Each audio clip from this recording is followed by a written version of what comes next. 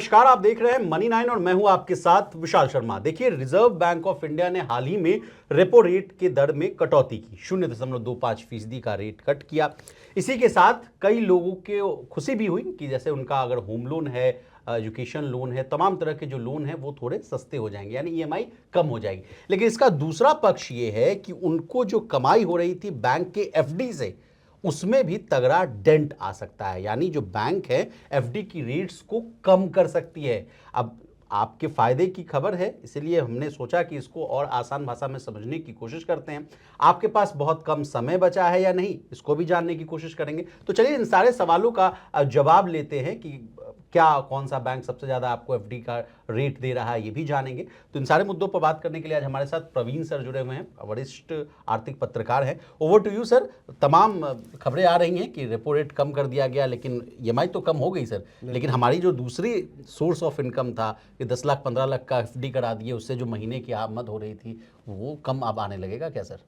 नहीं, जो जिन लोगों के बैंक एफडी ऑलरेडी चल रहे हैं, पहले से बने हुए, वो तो लॉक्ड वो है। ठीक है वहाँ सर। अगर बैंक ने आपको बोला है कि 7% का हमको इंटरेस्ट रेट देना है तो आपको उसी पे मिलेगा, वहाँ घबराने की बात नहीं है। जी लेकिन अब चूंकि ब्याज दरें एक लोअर साइकिल वाले मोड में आ गई हैं, जी जहाँ पे कि रेट कम हो सकते हैं, वहाँ पे, और पिछले हफ्ते चूंकि 0.25% का रेट कट हुआ भी है, इसका मतलब यह है कि बैंक अब आने वाले वक्त में अपने जो एफडी प्रोडक्ट्स हैं उनके भी रेट कम करेंगे। वहाँ मिलने वाली जो ब्याज दरें हैं वो भी कम होंगी, क्योंकि उनको कर्ज के रेट भी कम करने पड़ेंगे।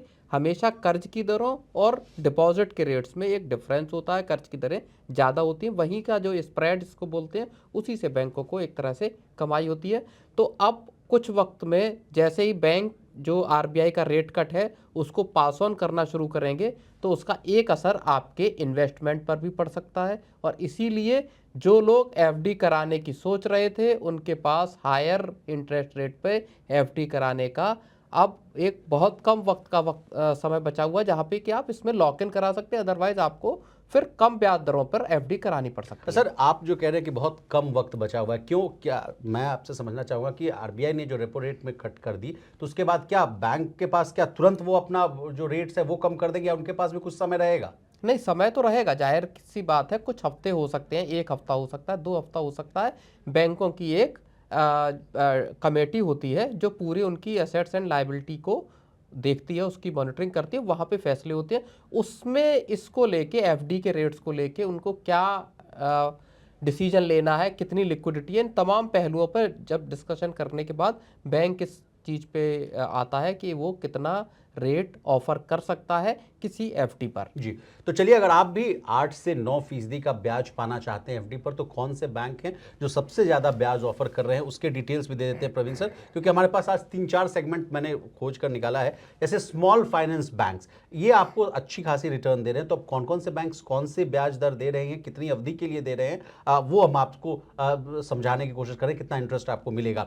देखिए, स्मॉल फाइनेंस बैंक्स में यूनिटी स्मॉल फाइनेंस बैंक है, ये 9% का रेट दे रही है आपको। ये हालांकि इसमें आपको 1001 दिन तक के लिए अपने पैसे को लॉक करना पड़ेगा। North east small finance bank 9% का ब्याज दे रही है, 18 महीने से 1 दिन तक के आप ले सकते हैं। 18 महीने 1 दिन से लेकर 36 महीने तक आपको इसमें पैसा रखना पड़ेगा। सूर्योदय स्मॉल फाइनेंस बैंक 8.60% का ब्याज दे रही है, ये 5 साल तक के लिए आपको रखना पड़ेगा एफडी।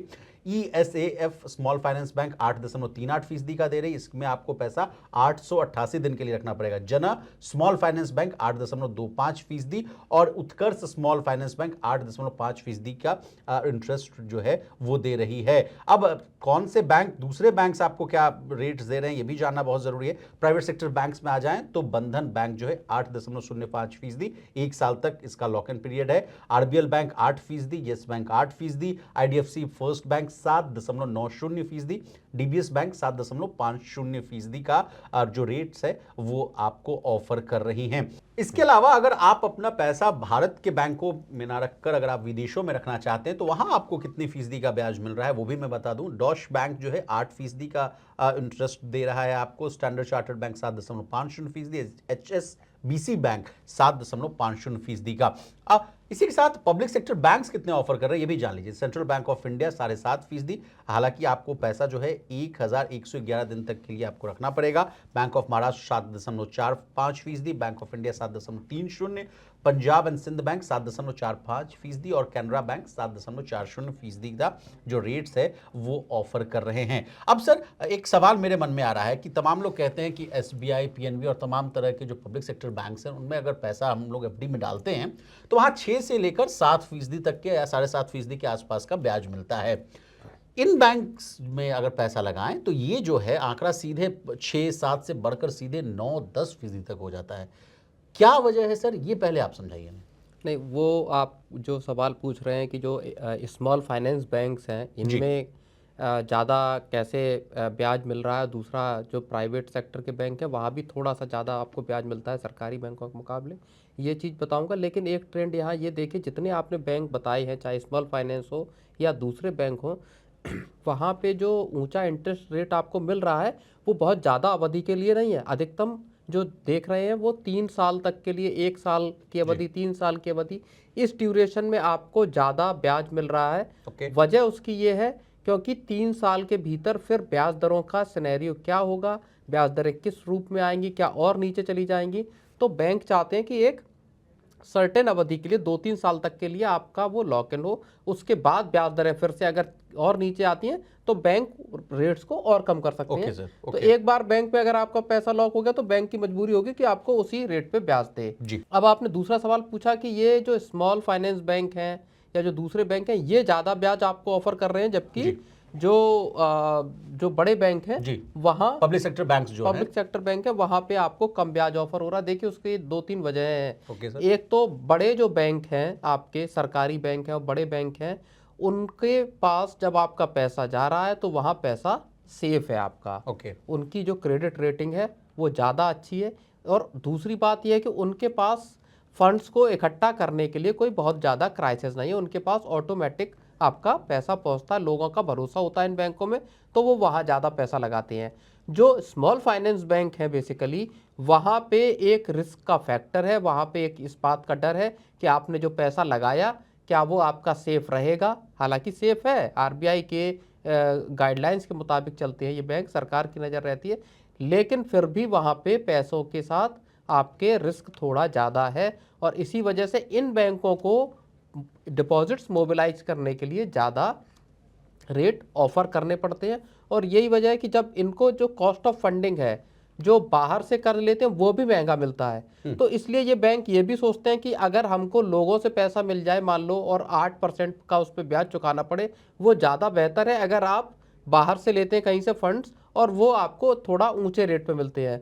तो ये भी है, और प्लस ये है कि रिस्क थोड़ा एसोसिएटेड है, तो बैंक ज़्यादा आपको ब्याज दर ऑफर करके फंड जुटाने की कोशिश करते हैं। तो ये फर्क है। सर आपने आरबीआई का जिक्र किया तो मैं आपसे चर्चा भी कर रहा था इस शो के पहले, तो आरबीआई आपने कहा कि आरबीआई स्मॉल फाइनेंस बैंक्स को लेकर चिंतित भी नजर आ रही थी, ऐसी खबरें आ रही थी सर। एनपीए को लेकर मामला था, कहा जा रहा था कि ग्रोथ उस हिसाब से नहीं है, क्या और मामला है उसको आप और आसान भाषा में समझाइए। बिल्कुल, बहुत हालिया बात है ये। आरबीआई का ऐसी खबरें आई कि आरबीआई चाहता है कि जो स्मॉल फाइनेंस बैंक्स हैं वो बड़े स्मॉल फाइनेंस बैंक के साथ मर्जर करें। यानी आरबीआई चाहता है कि इस सेक्टर के जो बैंक हैं उनमें कंसोलिडेशन हो, छोटे जो बैंक हैं स्मॉल फाइनेंस बैंक वो बड़े बैंकों के साथ मर्ज कर लें खुद को। उसकी वजह दो है, एक तो इन बैंकों में डिफ़ॉल्ट्स के और एनपीएस के रिस्क बढ़ रहे हैं, दूसरी बात यह है कि ये बैंक खुद को स्केल अप भी नहीं कर पा रहे हैं। तो आरबीआई चाहता है जब आप स्केल अप नहीं कर पा रहे तो क्यों ना आप दूसरे बड़े बैंक के साथ खुद को मर्ज कर ले और उसके साथ बिजनेस ग्रो करें, और जो कस्टमर्स हैं उनका पैसा जो जा रहा है वहाँ पे वो भी सेफ रहे। तो ये नज़र रिजर्व बैंक की इन बैंकों पे है।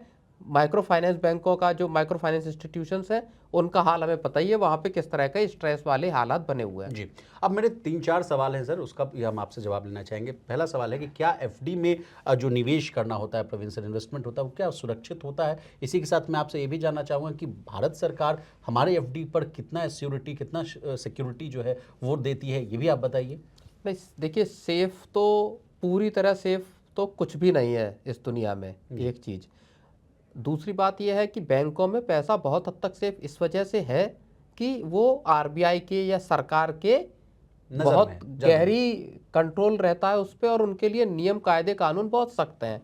प्रोविजनिंग के रूल हैं, सीआरआर के रूल हैं, आपको कई तरीके के नियमों का पालन सर। करना पड़ता है। तीसरी बात यह है कि जब मोदी सरकार आई थी तो उसके बाद जो बैंकों में जो गारंटी एक मिलती है आपके डिपॉजिट की, वो पहले 1 लाख रुपए थी, अब उसको बढ़ा के 5 लाख रुपए कर दिया गया है। यानी आपका किसी बैंक में अगर 5 लाख रुपए तक का डिपॉजिट है तो वो सेफ है, उसके बाद के डिपॉजिट्स की गारंटी नहीं है। तो ये अगर मान लीजिए कोई बैंक किसी हालत में डूबता है सर। तो वहाँ पे सरकार आपका 5 लाख रुपए तक का जो डिपॉजिट है उसका एक अथॉरिटी है, उसके जरिए वो इंश्योर किए जाते हैं आपके 5 लाख रुपए तक के जो इन्वेस्टमेंट है, डिपॉजिट्स है उसको।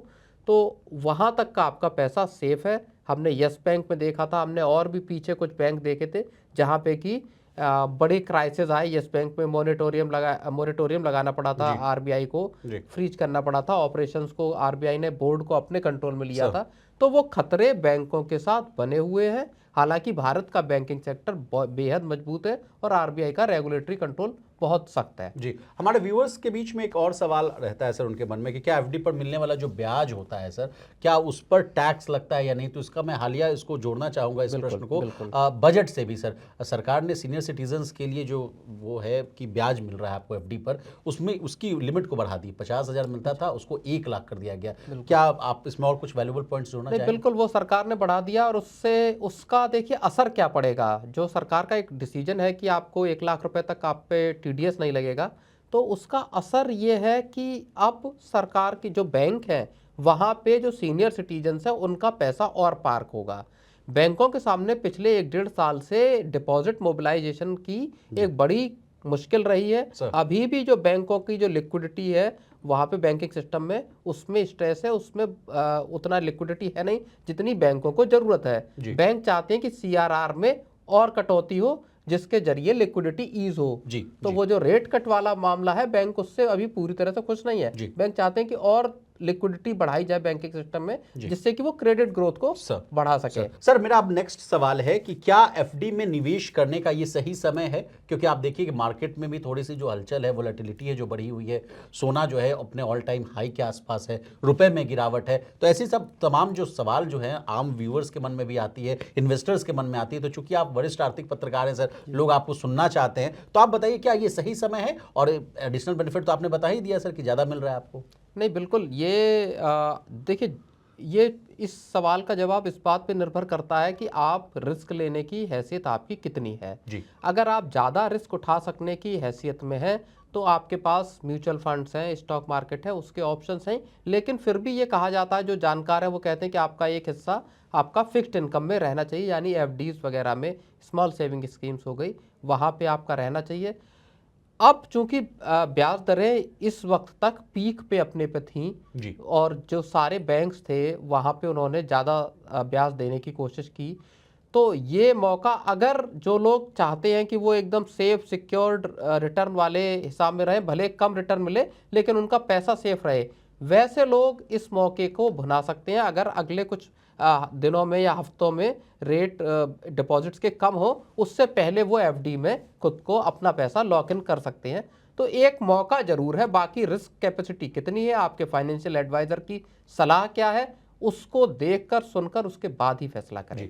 तो अब तो आपने देखा कि हमने इस रिपोर्ट में आपको ये भी बता दिया कि कौन कौन से बैंक्स हैं जो आपको हायर रिटर्न दे रहे हैं एफडीज पर। इसके अलावा एफडी से जुड़े हुए तमाम जितने भी सवाल थे उसका भी जवाब दे दिया। एक एडिशनल जानकारी आपको और भी दे दूं कि अगर आप अपने एफडी कराते हैं, मान लीजिए उसको आप प्री मैच्योर उसको तोड़ना चाहते हैं, तो उसका भी नियम है। ऐसा घबराने की जरूरत नहीं है कि हमने एफडी कर दिया तो भाई अब मुझे जरूरत पड़ रहा है, आकस्मिक जरूरत पड़ रही है सर तो मैं निकाल नहीं सकता हूं। आप निकाल सकते हैं, हालांकि उसके लिए आपको हल्का फाइन देना पड़ता है। नहीं सर, प्री मैच्योर विड्रॉवल का जो फाइन है वो देना पड़ता है, तो उसके बाद आप पैसा निकाल सकते हैं। तो चलिए, आज के इस सेगमेंट में ये कहानी इतनी तक है। आगे भी अगर देश दुनिया और बिजनेस जगत से जुड़ी तमाम ताज़ा तरीन खबरों के लिए अगर आपको देखना है, कोई भी रिपोर्ट देखनी है, तो मनी 9 जरूर देखिए और हमें लाइक, शेयर और सब्सक्राइब करना ना भूलिए। बहुत धन्यवाद।